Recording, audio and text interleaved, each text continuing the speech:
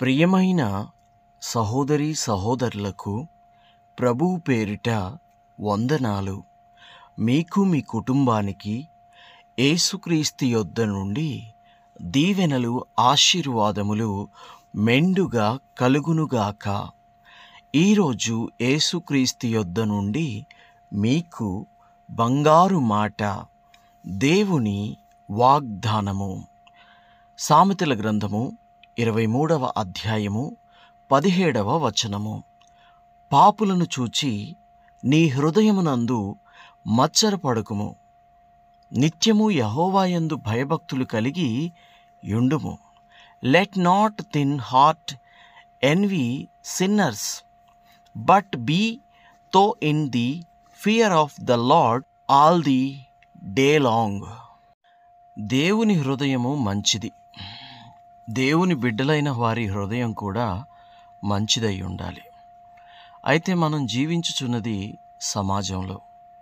ఈ సమాజంలో మన కళ్ళ ముందు మంచివాళ్ళు ఉంటారు, చెడ్డవాళ్ళు ఉంటారు, నీతిమంతులు ఉంటారు, అవినీతిమంతులు ఉంటారు, భక్తి గలవాళ్ళు ఉంటారు, భక్తిహీనులు ఉంటారు, శాంతముతో నిండిన వారు ఉంటారు, క్రోధముతో కోపంతో నిండిన వారు ఉంటారు, కష్టపడి పనిచేసే వాళ్ళు ఉంటారు, సుఖంగా బ్రతికే వాళ్ళు ఉంటారు, నీతిగా సంపాదించే వాళ్ళు ఉంటారు, అక్రమంగా సంపాదించే వాళ్ళు ఉంటారు, అలాగే పరిశుద్ధులుగా ఉండేవారు, పాపులుగా ఉండేవారు.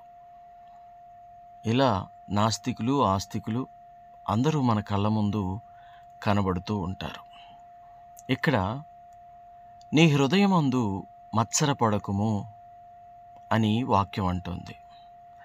అంటే ఎదుటివారు ఎలా జీవిస్తున్నారో దానిని చూచి మన హృదయమందు వ్యసన పడకూడదు, మత్సర పడకూడదు.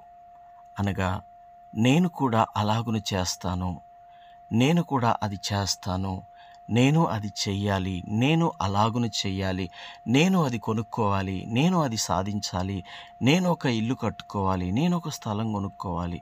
అంటే నీతిగా సంపాదించి కొనుక్కోవచ్చు, నీతిగా సంపాదించి కట్టుకోవచ్చు, నీతిగా సంపాదించి అలాగును జరిగించవచ్చు. కానీ పాపులను చూచి అని వాక్యం ఇక్కడ ఉంది. పాపులు ఎలా సంపాదిస్తారు? అక్రమంగా, అన్యాయంగా దోచుకొని సంపాదిస్తారు. అందుకని వాళ్ళకి అన్నీ ఉంటాయి, ఎక్కువ ఉంటాయి.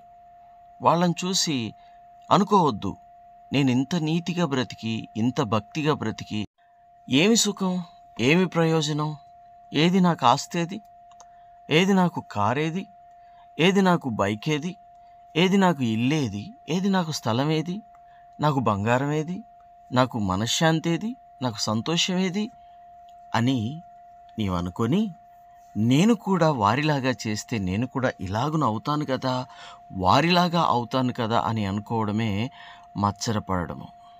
దేవుడు అంటున్నాడు అలా చేయొద్దు అంటున్నాడు. మనం పాపులను చూసి నేర్చుకోవటం ఏంటండి? పాపులా మనకు చెప్పేది? పాపులా మనకి మాదిరి? కాదు, మనకు మాదిరి ప్రభువు. ప్రభువును చూసి మనం నేర్చుకోవాలి. ఎలా నీతిమంతుడిగా ఉండాలి, ఎలా పరిశుద్ధునిగా ఉండాలి, ఎలా పవిత్రురాలిగా ఉండాలి, ఎలా తల్లిదండ్రులను గౌరవించాలి, ఎలా తల్లిదండ్రులను ప్రేమించాలి, ఎలా బాధ్యత కలిగిన కుమారుడిగా ఉండాలి, ఎలా పనికి వెళ్ళాలి, ఎలా పని చేయాలి, ఎలా తండ్రితో గడపాలి, ఎలా ఏకాంతంగా గడపాలి, ఎలా ఏకాంత ప్రార్థనలో గడపాలి, ఎలా సంపాదించాలి, ఎలా సంపాదించకూడదు, ఎలా జీవించాలి, ఎలా జీవించకూడదు అని పాపులను చూసి కాదు మనం నేర్చుకోవాల్సింది, యేసుని చూసి మనము నేర్చుకోవాలి.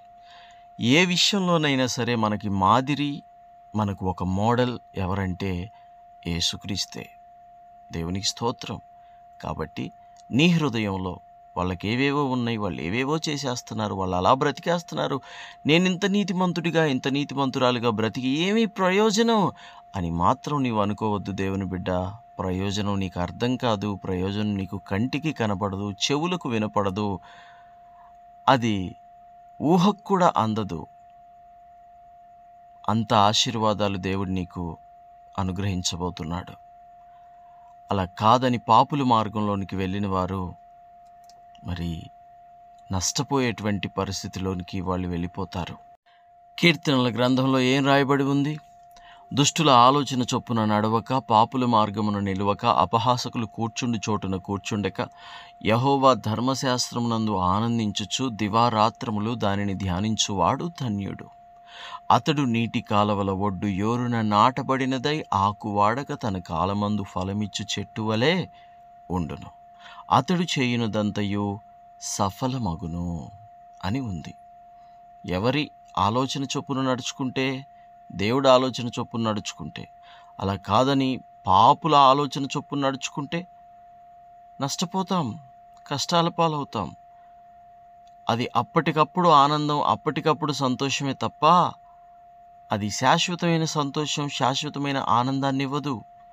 అది ఎట్టి పాపమైనా, ఏ విధమైనటువంటి పాపమైనా సరే, శాశ్వతమైన ఆనందము, శాశ్వతమైన సంతోషము అనేది మనకి లేకుండా దూరం చేస్తుంది. కాబట్టి దుష్టుల ఆలోచన చొప్పున నడవద్దు, పాపుల మార్గమున నిలవద్దు. వాళ్ళు చేస్తున్నారు కదా నేను చేస్తాను అని అనుకోవడమే మత్సరము. దాన్ని దేవుడు వద్దు అంటున్నాడు. నీ హృదయమందు మత్సరపడకుము అని దేవుడు అంటున్నాడు. మరేం చేయాలి? నిత్యము యెహోవా యందు భయభక్తులు కలిగి ఉండాలి. నిత్యము, ఈరోజు కాదు, రేపు కాదు, ఎల్లుండి కాదు. క్రైస్తవం అనేది ఒక యాత్ర. ఇది ఓర్పుతో అనగా నిరీక్షణతో చేసేటువంటి ఒక యాత్ర. నిత్యము అనగా ప్రతిరోజు దేవుడి యందు భయము, భక్తి కలిగి ఉండాలి మనము.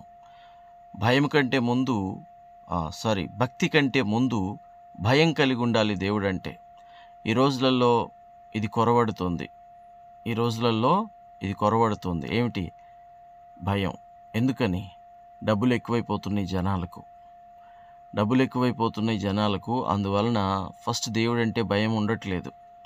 అంతేకాకుండా రెండోది, దేవుడు అందరికీ జ్ఞానం ఇచ్చి ఆశీర్వదిస్తూ ఉన్నాడు, దీవిస్తూ ఉన్నాడు. ఆయన ఇచ్చిన ఆశీర్వాదాలతో, ఆయన ఇచ్చిన దీవెనలతో, ఆయన ఇచ్చిన ఆరోగ్యంతో, ఆయన ఇచ్చిన ఆహారంతో బ్రతుకుతూ దేవుడంటే మొదటి ప్రేమ లేనటువంటి వారిగా ఉంటున్నారు. మొదటి ప్రేమ చాలామందికి దేవుడి మీద కోల్పోయారు. ఎందుకంటే ఆశీర్వాదాలు ఎక్కువైపోయినాయి, దీవెనలు ఎక్కువైపోయినాయి. అందుకని మొదటి ప్రేమ ఉండడం లేదు. ఇప్పుడు మొదటి ప్రేమకు రావాలంటే ఏం చేయాలి? మొదలు ఎలా ఉన్నారో ఇప్పుడు అలాగ ఉండాలి. కానీ దేవుడు మిమ్మల్ని అలా ఉంచుతాడా? ఏమో, మీరు ఓవర్ చేస్తే ఉంచొచ్చు కూడా. కాబట్టి మనము ఎంత ఆస్తిపాస్తులు పెరిగినా మన మొదటి స్థితిని మర్చిపోకూడదు. మన మొదటి స్థితిని మనము జ్ఞాపకం లేనట్టుగా ఉండొద్దు. ఒక కథ చెప్తా ఉండేది మా నాయనమ్మ. చిన్నప్పుడంట చింతకాయలు అమ్మింది. పెద్దయిన తర్వాత పెళ్లి చేసుకొని భర్త దగ్గర, ఇవేం కాయలండి, వంకలొంకలుగా ఉన్నాయి అని అన్నదంట. అలాగును మనం ఉండొద్దు. ఒకప్పుడు మనం ఏంటి? ఒకప్పుడు మన స్థితి ఏంటి? ఒకప్పుడు మన పరిస్థితి ఏంటి? ఎలా ఉన్నాం? అప్పుడు దేవుడి యందు ఎంత భయము, ఈ దేవుడి యందు ఎంత భక్తి, ఇప్పుడు ఎలా ఉన్నాం అనేది మనం జ్ఞాపకం చేసుకొని, మొదటి స్థితిని జ్ఞాపకం చేసుకొని, మొదటి ప్రేమను దేవుడి మీద జ్ఞాపకం చేసుకొని, మనలో ఏమైనా లోపాలు, పాపాలు, తప్పిదములు, పొరపాట్లు ఉంటే సరిచేసుకొని, దేవుడి యందు భయం కలిగి, తర్వాత భక్తి కలిగి, మనం ఈ లోక యాత్రను విజయవంతంగా మనము పరిశుద్ధంగా, విశ్వాసంగా ముగించాలి. అవును అన్నవారు నాతో పాటు ఈ ప్రార్థనలో ఏకీభవించండి. ప్రార్థన. తండ్రి, మీకు వందనాలు. దేవా, మీకు స్తుతులు, స్తోత్రాలు. అవునయ్యా, మా కళ్ళ ముందు ఎంతెంతో మంది కనబడుతున్నారు, ఎలాగెలాగో సంపాదించేస్తున్నారు. కానీ ప్రభా, మేము అలాగున అక్రమంగా జీవించొద్దు, అక్రమంగా సంపాదించొద్దు. నేను కేవలం సంపాదన అక్రమం అని మాత్రం అంటున్నాను. కానీ ఒక్క విషయం కాదు, 2 విషయాలు కాదు, ఎన్నో విషయాలలో దుష్టుల ఆలోచన అయితే నడుస్తుంది, పాపుల మార్గం అయితే ఉంటుంది. కానీ మేము వాటి గుండా నడవకూడదు. మా దేవుడు నీతిమంతుడు, మా దేవుడు పరిశుద్ధుడు.